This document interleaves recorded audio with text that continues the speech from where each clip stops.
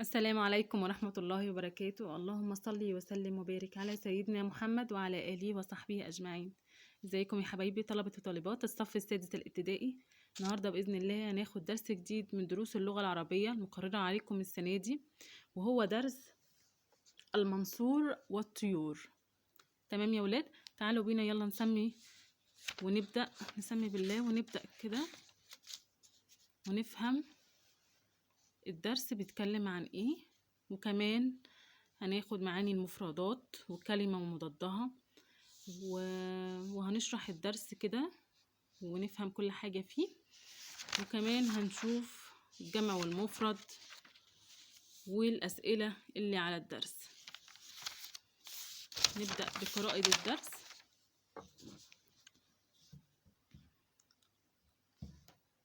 أول قطعة: ذهب أحد تجار الجواهر من عدن إلى بغداد قاصدا قصر الخليفة المنصور، ومعه جواهر كثيرة وأحجار كريمة، فأخذ المنصور منه ما استحسنه من الجواهر وأعطاه سرة بها 100 دينار. يعني إيه القطعة دي؟ إيه معنى القطعة دي؟ يعني أحد التجار اللي هم بتوع الجواهر اللي هي الأحجار النفيسة. الجواهر هنا يا ولاد يعني الأحجار النفيسة. أحد التجار دول ذهب من عدن إلى بغداد. عدن دي يا ولاد يعني مدينة باليمن اسمها عدن، وبغداد مدينة بالعراق. فهو التاجر ده ذهب من عدن إلى بغداد قاصدا قصر الخليفة المنصور.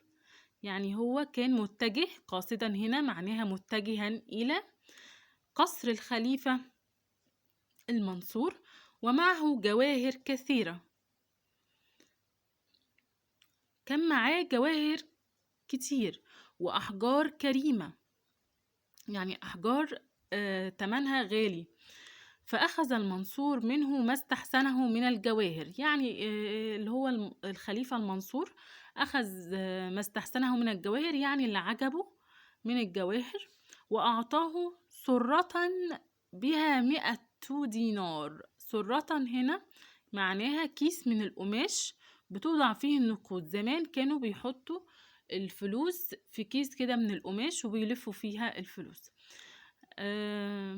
فطبعا الخليفة المنصور خد الجواهر اللي عجبته وأعطاه السرة دي اللي هي كيس من القماش توضع فيه النقود، وكانت السرة دي فيها 100 دينار.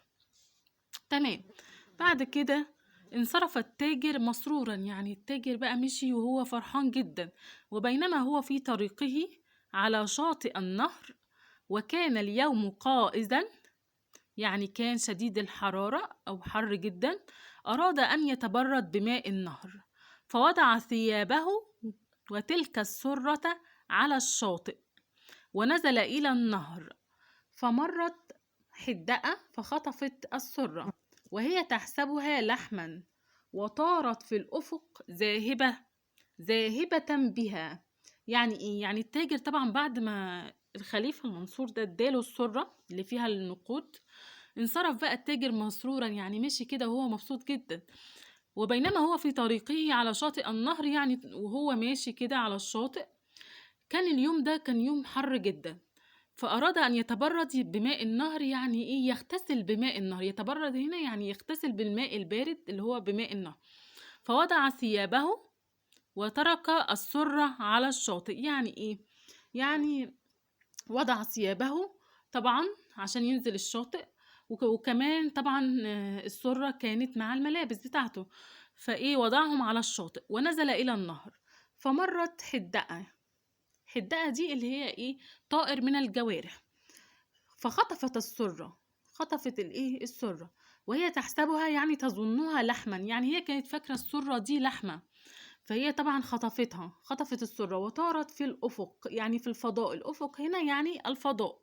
ذاهبة بها، يعني الحدقة دي جت خطفت السرة وطارت في الفضاء أو في الأفق، وهي كانت بتحسبها لحمة، فطارت بالسرة في الفضاء. تمام. ايه اللي حصل بعد كده؟ طبعا الرجل ايه، حزن الرجل حزنا شديدا ويأس من عودة ماله وأصابه الهم والمرض. يعني الرجل طبعا زعل جدا يأس من عودة ماله، يعني فقد الأمل إن الفلوس ترجع له تاني، وأصابه الهم والمرض. يعني طبعا أصابه الهم والمرض يعني أصابه الحزن. الهم هنا يا ولاد يعني الحزن. وبلغ خبر الرجل إلى الخليفة المنصور. يعني إيه؟ يعني وصل هنا بلغ يعني وصل خبر الرجل إلى الخليفة المنصور، فأحضره وقال له: لو جئت إلينا حين وقع لك هذا الأمر لكنا بحثنا لك عن وسيلة نرد بها مالك. يعني طبعا لما الخبر وصل إلى الخليفة المنصور اللي هو اشترى منه الأحجار الكريمة دي، أحضر هذا الرجل وقال له: لو كنت جيت ليا لما حصل الأمر ده، لا إيه أنا كنت إيه كنا بحثنا لك عن إيه، عن وسيلة، يعني عن طريقة نعيد لك بيها أو نرد لك بيها مالك اللي هو ضاع منك. ولكن إلى أي الجهات طار الطائر؟ بيقول له إلى أي الجهات طار الطائر، يعني بيقول له أنت شفت الطائر جري يعني في أنهي ناحية؟ أجاب التاجر: طار جهة الشرق فوق هذا الجبل الذي يلي قصرك يا مولاي. يعني قال له هو طار ناحية الشرق فوق الجبل الذي يلي قصرك يا مولاي، يعني فوق الجبل اللي هو بعد القصر بتاعك يا مولاي. قال له على الناحية اللي طار فيها الطائر. فدعا المنصور شرطيه الخاص وأمره بتفقد أحوال أهل تلك الناحية.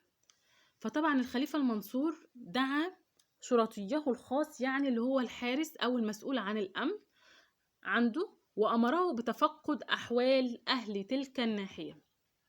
يعني أمره بأنه يتعرف على أحوال الناحية دي أو الجهة دي. ولم يمضي وقت طويل، يعني ولم يمر وقت طويل حتى عاد الشرطي برجل يقول ويردد. عاد بقى الشرطي برجل بيقول وبيردد بين الناس أنه عثر على مبلغ من المال ولم يعرف صاحبه. يعني إن هو عثر على مبلغ من المال ولم يعرف صاحبه. أوقف الشرطي الرجل أمام المنصور، فبادره المنصور قائلا له: أين المال الذي سقط عليك من السماء؟ والتاجر ينظر ويتعجب. يعني ما مضاش وقت طويل حتى عاد الشرطي ده اللي هو الرجل المسؤول عن الأمن ويقول بيردد بين الناس إن هو طبعا لقى مبلغ من المال. في راجل لقى مبلغ من المال وهو مش عارف مين صاحب المال ده. تمام. فطبعا الشرطي أوقف الرجل أمام الخليفة، فبادره المنصور، يعني سارعه المنصور وقال له أين المال الذي سقط عليك من السماء؟ بيسأل الرجل بقى أين المال. والتاجر ينظر اللي هو ضاع منه فلوسه ويتعجب، يعني بيندهش كده إن هو بيسأل الرجل أين المال. فقال الرجل: ها هو ذا يا مولاي، هو ده. ثم أخرج السرة، يعني الرجل أخرج السرة وقال له: أهو المال يا مولاي. فقال له المنصور: احكي لي ما حدث. فقال الرجل: بينما كنت أعمل تحت نخلة إذ سقطت أمامي السرة. يعني أنا كنت بشتغل تحت نخلة فسقطت أمامي السرة، وقعت كده السرة، فأخذتها وراقني منظرها، فقلت إن الطائر اختلسها من مكان ما، فاحتفظت بها حتى أعرف صاحبها. يعني هو قال له أنا كنت بعمل شغل، يعني بشتغل تحت النخلة، فلقيت السرة دي سقطت كده، فأخذتها وراقني منظرها، يعني عجبني منظرها جدا، فقلت إن الطائر اختلسها، يعني الطائر أخذها خفية، يعني الطائر أخذها خفية من مكان ما، فاحتفظت بها حتى أعرف صاحبها. فهو طبعا لما لقى السرة دي احتفظ بيها عشان يسأل عنها ويعرف صاحبها. فعجب المنصور من ذلك وقال له: لقد علمنا بما قلته بين الناس، ولك منا مكافأة على ذلك. ثم أعطاه 100 دينار. فطبعا الخليفة المنصور تعجب طبعا من الكلام اللي الراجل قاله، وقال له: احنا عرفنا ان انت لقيت السرة، واحنا هنديك مكافأة 100 دينار. وأعطاه 100 دينار. فرح التاجر وأثنى على المنصور. يعني التاجر فرح جدا وقعد يمدح. أثنى على يا ولاد يعني مدح. أثنى على يعني مدح. قائلا له: حفظك الله يا مولاي للبلاد والعباد. يعني دعاله كده وقال له: حفظك الله يا مولاي للبلاد والعباد. تعجب الناس عند سماعهم الحكاية من ذكاء المنصور وحيلته. كده تكون القصة بتاعت الدرس النهاردة كده خلصت وشرحناها. عايزين ناخد أهم معاني المفردات اللي وردت في الدرس. تمام. أول كلمة الجواهر يا ولاد يعني الأحجار النفيسة. عدن مدينة باليمن، بغداد مدينة بالعراق، قاصدا متجها إلى. الخليفة سلطان المسلمين، أحجار كريمة، أحجار ثمينة، أعطاه منحه. سرة كيس من القماش توضع فيه النقود. انصرف ذهب ومضى. قائض شديد الحر، يتبرد يغتسل بالماء البارد. حدقة طائر من الجوارح، تحسبها تظنها. الأفق الفضاء، يئس فقد الأمل. الهم الحزن، بلغ وصل، وقع حدث، وسيلة طريقة. نرد نعيد. الجهات النواحي، يلي يخلف ويقارب. مولاي سيدي، شرطي حافظ الأمن في البلاد. يتفقد يتعرف. الناحية الجهة، لم يمضي لم يمر. يردد يكرر. عثر أو عثر وجد. بادره عاجله. راقني أعجبني. اختلسها أخذها خفية. عجب دهش. علمنا عرفنا، مكافأة جائزة. أثنى على المنصور مدحه. العباد الناس، حيلته دهائه. دي طبعا أهم معاني المفردات والكلمات في الدرس. تمام. وهنا طبعا الكلمة وجمعها انتوا طبعا تبقوا تقروها. دي حاجة بسيطة وسهلة عليكم جدا. تمام. وبرضو الكلمة ومفردها والكلمة ومضادها. دلوقتي هناخد أهم الأسئلة اللي جت في الدرس. أهم ما جاء بالدرس في سؤال وجواب. أول سؤال: من أين أتى التاجر؟ أتى التاجر من عدن. إلى أين ذهب التاجر؟ ذهب التاجر إلى بغداد قاصدا قصر الخليفة. ماذا كان يحمل التاجر؟ إلى الخليفة. كان التاجر يحمل جواهر كثيرة وأحجار كريمة. ماذا أخذ الخليفة المنصور من تاجر الجواهر وماذا أعطاه؟ يعني الخليفة المنصور أخذ من تاجر الجواهر؟ أخذ الخليفة المنصور من تاجر الجواهر ما استحسنه من الجواهر وأعطاه سر بها 100 دينار.